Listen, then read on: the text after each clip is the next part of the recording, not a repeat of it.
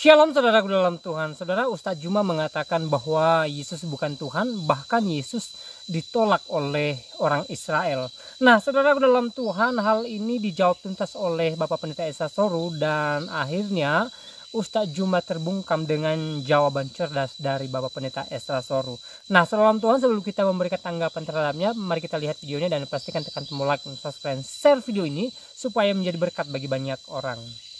Jadi gini, saudara Esra, Anda itu terlalu muluk-muluk menyampaikan tentang Yesus, tapi endingnya Yesus itu Tuhan, Musa bukan Tuhan. Yesus tidak diterima oleh Bani Israel, Musa diterima. Yesus mau kemana dia pergi? Nabi ini untuk Bani Israel. Rasulullah Muhammad sallallahu alaihi wasallam diterangkan dalam Al-Quran, ya ahlal kitab, wahai Bani Israel, ahli kitab, bukan bahlul kitab, tapi ahli kitab.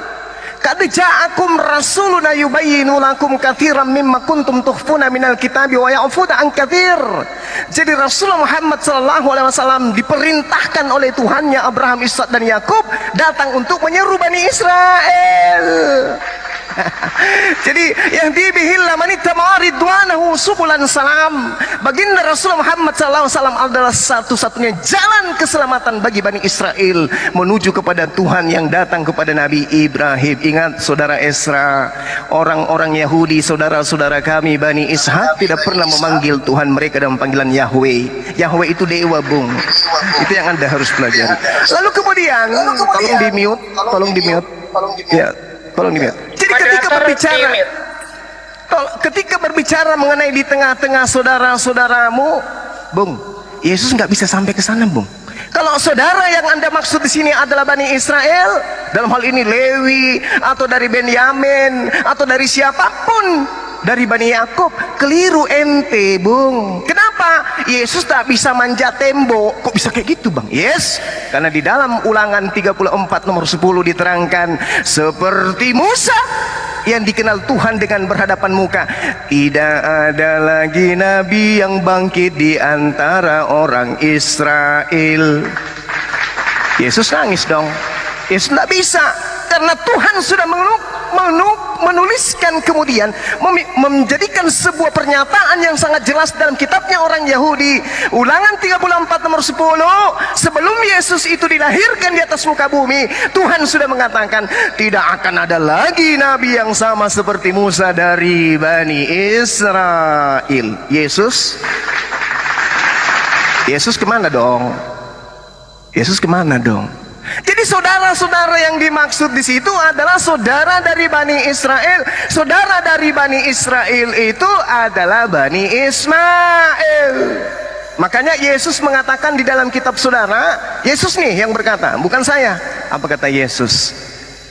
Belum pernahkah engkau berkata, membaca dalam sebuah kitab, batu yang dibuang oleh tukang bangunan telah menjadi batu penjuru? Hal itu dari pihak Tuhan terjadi, suatu perbuatan ajaib di mata kita. Sebab itu aku berkata kepadamu bahwa kerajaan Elohim akan diambil daripadamu Israel, dan akan diberikan kepada suatu bangsa yang akan menghasilkan buah kerajaan itu. Sekarang siapa yang menggenapi nubuatan kerajaan yang datang kepada Bani Israel yang diterangkan oleh Tuhan kepada Bani Israel ini? Diambil. Bangsa Amerika nggak mungkin, bangsa Cina nggak mungkin, bangsa Indonesia nggak mungkin, bangsa Belanda nggak mungkin.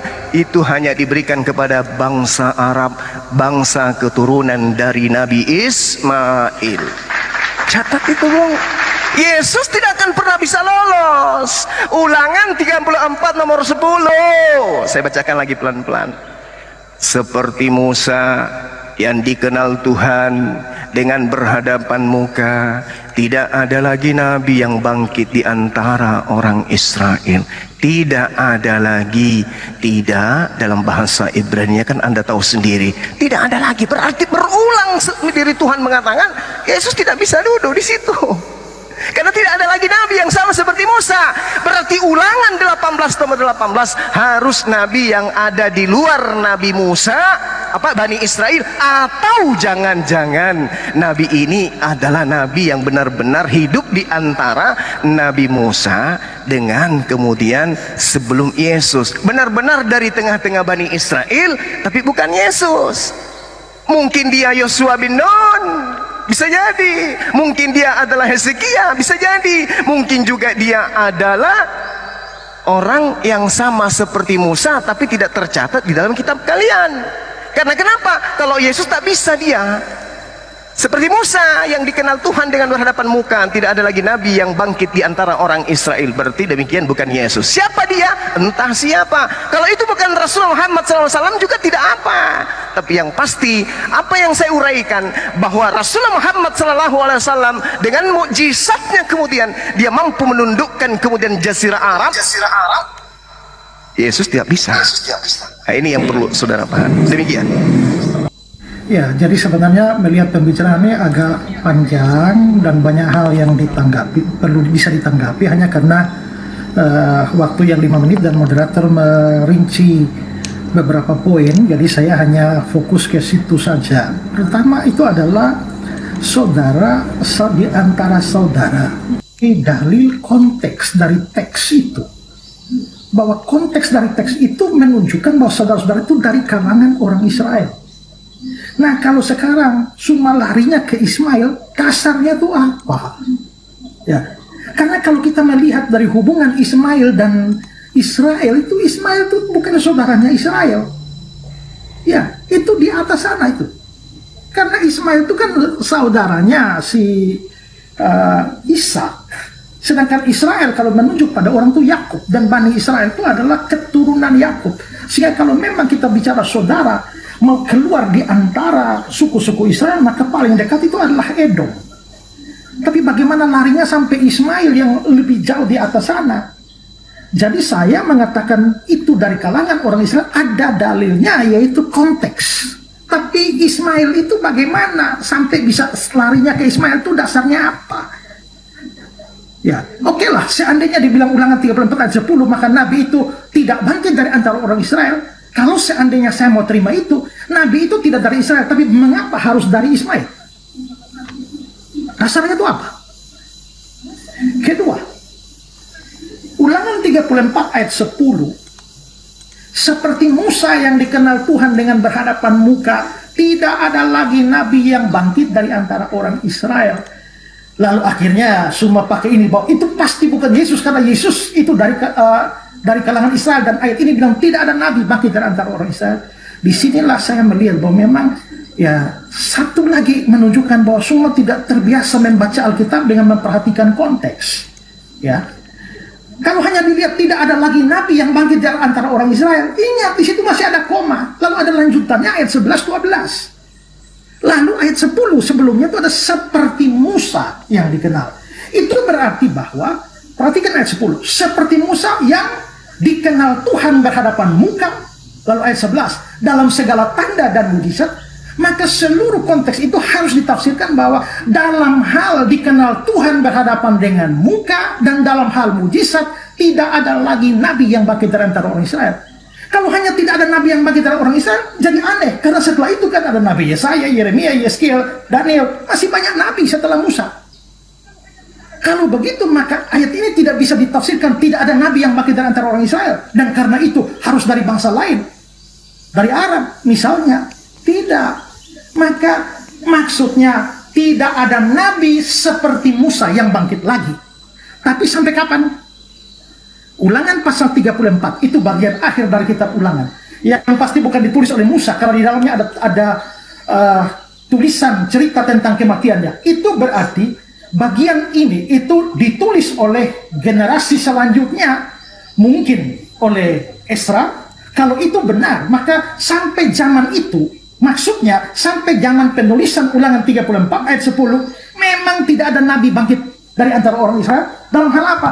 Dalam hal seperti Musa berhadapan muka dengan Tuhan, dan dalam hal mujizat. Sampai kapan ternyata Yesus datang punya hubungan yang istimewa dengan Yahweh dan membuat banyak mujizat. Kalau konteks ini dibaca seluruhnya, maka kesimpulannya tidak bisa larinya ke Ismail sana. Lalu dikatakan, Muhammad menundukkan Jazirah Arab. Muhammad bikin mujizat menundukkan Jazirah Arab. Mujizat macam apa yang dibicarakan? Saya tidak usah bahas itu tentang Muhammad. Mohon Pak Isra, Jangan dibahas tentang Muhammad, karena Rasulullah pun tidak mengatakan bahwa itu mujizat untuk menubuat untuk Muhammad. Tidak katakan tidak sedang membahas itu, entah tidak pun tidak apa-apa. Jadi Pak Faisal jangan menyinggung itu red herring sih menurut Tapi kan tadi dia kan bilang bahwa mujizat yang dibikin Muhammad ke Jasirah. Iya, mungkin untuk ya oke. Tapi gini Pak Isra, tapi jangan dibahas itu lebih jauh. Beta pikir nanti itu keluar apa. Jadi bahas saja yang kalau begitu saya nggak bahas yang ketiga, itu yang kedua tadi. Iya. Dasar apa saudara-saudara tuh lari ke Ismail? Kalau saya bilang itu ada dasarnya, yaitu konteks. Lalu Ulangan 34:10 problem konteks juga. Jelaskan itu. Tuhan, videonya kita sudah simak apa yang dibicarakan oleh Juma dengan Bapak Pendeta Ezra Soru di video tadi, dan Juma mengatakan bahwa Yesus sebenarnya ditolak oleh orang Yahudi, tetapi mereka menerima Musa. Nah, saudara Tuhan, hal ini pun dijawab tuntas oleh Bapak Pendeta Ezra Soru bahwa Yesuslah yang menjadi penggenapan dari nubuatan Musa, atau yang mirip dengan Musa adalah Yesus, ya. Musa melakukan berbagai mujizat dan Yesus juga melakukan mujizat, saudara Tuhan. Dan saudara Tuhan, tentunya ya jawaban dari Bapak Pendeta Ezra Soru memberkati kita, menguatkan iman kita, membuat kita mengerti bahwa Yesus adalah Tuhan dan juru selamat dalam kehidupan kita.